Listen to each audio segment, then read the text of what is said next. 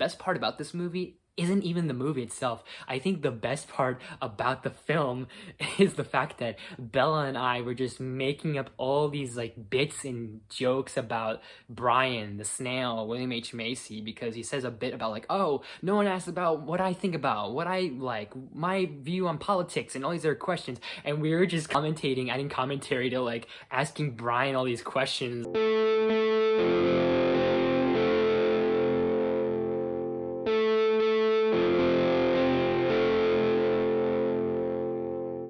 Hey there guys, welcome back to another awesome video, and today's movie review is going to be of Doogal, or the Magical Roundabout.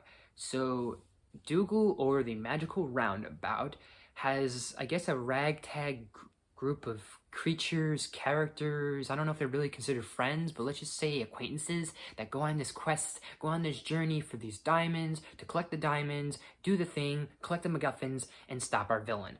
So this movie is directed by Dave Borthwick. Never heard this guy, and I'm not gonna make any assumptions or any stereotypes, but I'm assuming this is a guy from the UK, and the reason why I say that is because I'm going to transition into the fact that this actually originates from a old 70s or 60s television show that was over in the UK.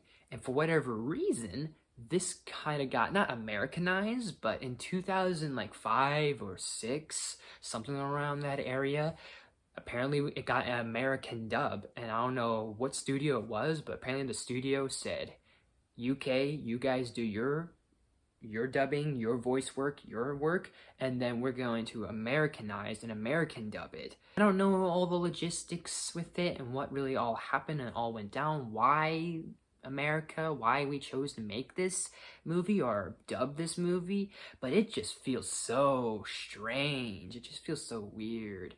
I will at least say this: we have a stellar cast with Whoopi Goldberg, Jimmy Fallon, Jon Stewart, William H. Macy, Chevy Chase, Bill Hader, Ian McKellen, Judi Dench, even an extra guest or extra work by John Krasinski. Here's Johnny.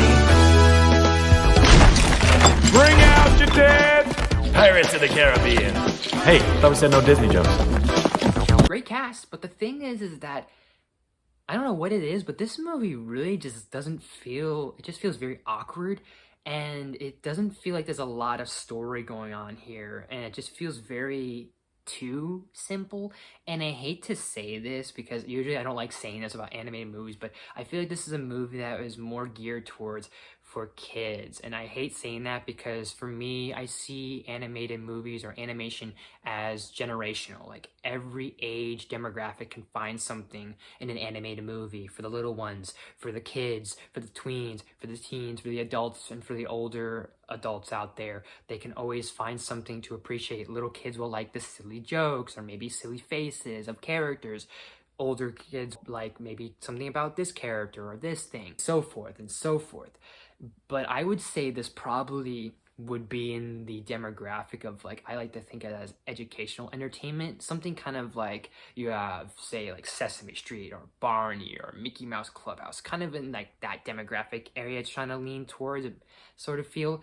And I can definitely understand that. I remember this movie, I haven't seen this in ages, but I remember watching this when I was younger. Clearly didn't understand really a lot what was going on. I just liked the kind of the colors and the characters and just the visuals going on, and it kind of still has that, but it doesn't, because looking at it now, the characters, when you really think about them, they really don't feel like they have camaraderie or really have a lot of connections going on. And that could be the American dub's fault, because a lot of the dialogue I've noticed with the American dub is just pretty much just pop culture references that young demographic kids aren't going to get. They just don't feel like they are really connecting on an emotional level. Like there's like, I might sound stupid, but like seriously, let me know in the comments section. Name one thing besides them knowing each other's names. Name one thing that each of these characters know something about.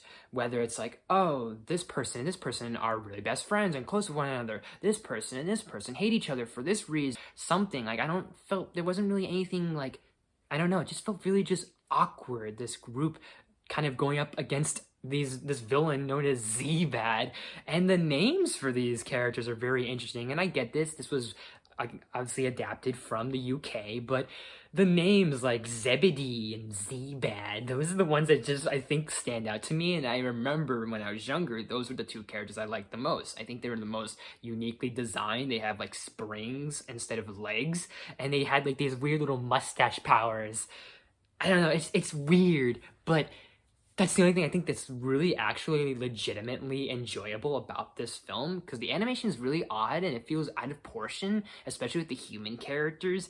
And I will say this, the best part about this movie isn't even the movie itself. I think the best part about the film is the fact that Bella and I were just making up all these like bits and jokes about Brian, the snail, William H. Macy, because he says a bit about like, oh, no one asked about what I think about, what I like, my view on politics and all these other questions. And we were just commentating, adding commentary to like asking Brian all these questions. His viewpoint on the House of Legislation, where he stands with being, if he's a Democrat or a Republican, if he likes racial relationships, what's his favorite ice cream flavor. And we were asking him so like random questions. It was just hysterical. I think that was the best part about this movie.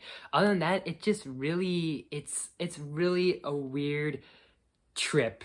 And I mean, you can put this on for your kids and they'll just like it, but if you're wanting something more of substance, I don't know if there is some substance. You're gonna be doing a lot of digging with this film, but I am going to at least give Doogal, I am going to give it a C, a solid C, I think was fair. I may or may not watch the UK version, but I feel like I have a 100% hunch that that version at least makes more sense than all the different random dialogue and pop culture references and the writing in this version. So, have you guys seen this movie? Are you familiar with it? Or if you know it as Doogal, if you know it as Magical Roundabout, whatever it is, let me know in the comment section down below. Actually, let me know in the comment section down below. Let's ask some questions for Brian. Let's ask him, like, what's his favorite pizza topping? Does he like interspecies relationships? What's his viewpoint on the MCU? Let's ask him some random questions down in the comment section. Let's ask this character right here in the comment section some random shit.